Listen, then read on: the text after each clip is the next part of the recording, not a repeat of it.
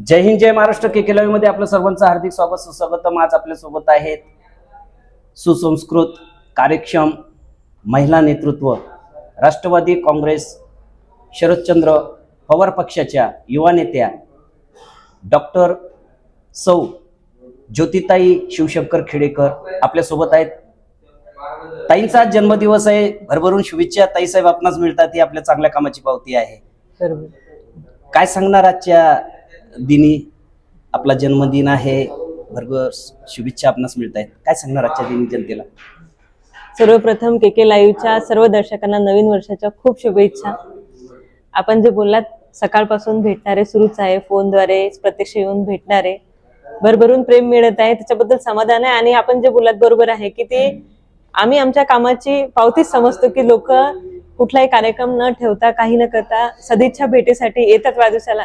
खरोखर खूप चांगलं वाटतं आणि याच्यातूनच नवीन काम करण्याची प्रेरणा मिळते की आपला जो मार्ग आहे तो कुठेतरी आपण बरोबर आपल्या वाटेने चाललोय, त्याच्यामुळे लोकांचं प्रेम आपल्याला मिळत आहे। 80% समाजकारण आणि 20% राजकारण करतात। आपल्या परिवाराची आपल्याला भक्कम साथ आहे। बरोबर, आपल्या परिवाराबद्दल काय सांगणार दोन शब्द?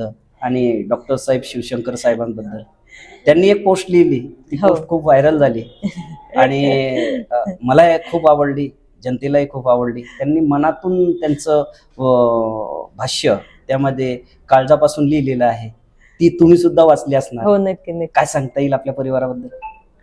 ती पोस्ट वाचलेल्यांना मी वेगळं काही सांगायची गरजच नाही।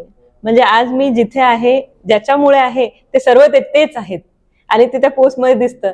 जरी पोस्ट माझ्यासाठी लिहिलेली आहे तरी त्या माझ्याही त्याच भावना आहे की आज मी या पदावर आहे, त्याला एकमेव कारण म्हणजे डॉक्टर साहेब आहेत, म्हणूनच मी इथपर्यंत पोहोचते। कारण कोणालाही समोर जायचं असेल तर पाठिंब्याची गरज असते आणि ते फक्त पाठिंबाच नाही तर माझी शक्ती, माझं सगळं काही तुम्ही म्हणसाल, माझी प्रेरणा, गुरु, मार्गदर्शक सगळं तेच आहेत। आता काही दिवसामध्ये जिल्हा परिषद पंचायत समितीचे पडघम वाचतायत आणि निवडणुका होतील, काय भूमिका राहणार आपली? आपण जनतेपर्यंत पोहोचतायत, काय सांगणार याबद्दल जनतेला? आता हो घातलं तर नगरपालिका झाला, एक अंदाज होता की नगरपालिकेनंतर जिल्हा परिषद लागतील, पण आता महानगरपालिका लागल्यात, महानगरपालिकेनंतर जिल्हा परिषद लागतील, तर निश्चितच तयारी आहेच। कुठलंही काम करायला पदाची आवश्यकता नसते, पण जर काम करायचं असेल तर पद असणं आवश्यक असतं। जर मला लोकांची कामं करायची तर त्यासाठी संवैधानिक पद असणं हे फार महत्वाचं आहे, जेणेकरून लोकांची जास्त कामं मला करता येईल। त्या उद्देशाने आणि त्या हेतूने परत पुन्हा एकदा पक्ष, लोक मला एक संधी देतील, निश्चित ही अपेक्षा आहे आणि त्या संधीचं मला सोनं करता येईल एवढंच मी ईश्वरचरणी प्रार्थना करते। ताईसाहेब, आपण आतापर्यंत खूप सामाजिक कामं केली, काय आपल्या हृदयामध्ये एखादं खूप छान काम केलेलं आहे आणि ते हृदयामध्ये सामावलेलं आहे, त्या बाबतीमध्ये काय सांगते? तसं पाहिलं तर सर, जिल्हा परिषदच्या शाळा हा माझा म्हणजे शिक्षण हा माझा एक हे आहे की मला शिक्षण क्षेत्रामध्ये काम करायचं आहे। जेव्हा जिल्हा परिषद, आपल्याला माहिती आहे की जिल्हा परिषद शाळा, क्लस्टर शाळा आणि ज्या कमी संख्या असलेल्या शाळा बंद होणार होत्या पूर्ण महाराष्ट्रामध्ये किंवा जिल्ह्यामध्ये, तर आम्हाला नाही करता आलं, पण कमीत कमी आपल्या तालुक्यातल्या शाळा आम्हाला वाचवता आल्या, याबद्दल मला खरोखर मनापासून समाधान आहे की त्या शाळा बंद नाही झाल्यात। आणि आता नुकताच आपला भक्ती महामार्गाचा विषय तुम्हाला माहितीच आहे, त्यासाठी आम्हाला जवळपास 10 ते 11 महिने आंदोलन करावं लागले, जवळजवळ वर्षच म्हणता येईल। जरी मी एकटी नव्हती, माझ्यासोबत शेतकरी बांधव होते, त्यांनी प्रयत्न केले म्हणूनच त्याला यश मिळालं, पण त्या आंदोलनाचा मला भाग होता आला, हे खरोखर माझ्यासाठी समाधानाची बाब आहे की शेतकऱ्यांसाठी मला काहीतरी करता आलं। आरोग्य सेवाही करता आपण, त्या बाबतीमध्ये काय सांगते? काय, आरोग्य सेवा ही ईश्वर सेवा हे आम्ही आमच्या पुस्तकातूनच शिकलेलं आहे, लहानपणापासून ते ऐकत आलेलं आहोत आणि सुदैवाने आम्हाला संधी मिळाली। जरी मी डॉक्टर झाली, जरी मला मी प्रॅक्टिस करू शकत नाही, पण डॉक्टर साहेब त्याच्यातून लोकांची आरोग्य सेवा करतात, त्याच्यातच मला समाधान वाटते। मलाही करता आलं असं खूप चालू आहे, पण आता तुम्हाला माहिती आहे समाजकारण करायचं म्हटल्यानंतर कुठलंही एकच आपण करू शकतो, तर माझा हा विश्वास आहे जे करायचं ते मनापासून करायचं, प्रामाणिक करायचं आणि चांगलं करायचं। आपण असंख्य शिबिर सुद्धा घेताय, हो, म्हणजे काम आपलं आरोग्य सेवेचं सुरूच आहे ना? हो, नक्कीच।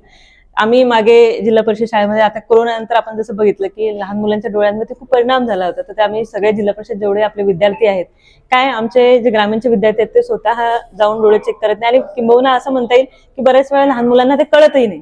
तर प्रत्येक शाळेमध्ये आम्ही नेत्र चेकअपचे कॅम्प घेतले, पूर्ण जेवढ्या जिल्हा परिषद शाळा आहेत त्याच्यामध्ये, आणि ज्या मुलांना आवश्यकता पडली त्यांना आम्ही नंतर मग चष्मा देऊन त्यांना जे करता येईल त्यांसाठी ट्रीटमेंट वगैरे ते सगळं अवेलेबल करून दिलं. पालखी सुद्धा आली होती हो, त्यावेळेस तेव्हा पण आपण कॅम्प घेतला होता, इथेच कॅम्प घेतला होता, याच जागी कॅम्प ठेवला होता आपण. पालखीतले जे आलेले भाविक होते त्यांच्यासाठी, त्यांना जर काही कंप्लेंट्स असतील, त्यांचं हे असेल, त्यांच्यासाठी आपण इथे कॅम्प ठेवला होता. ताई साहेब, सामाजिक बांधिलकी आपण जोपासता आणि असंख्य कार्य आपलं आहे आणि आपल्या मनातनं आपण ते कार्य करता, परिवाराची भक्कम साथ आपणास आहे.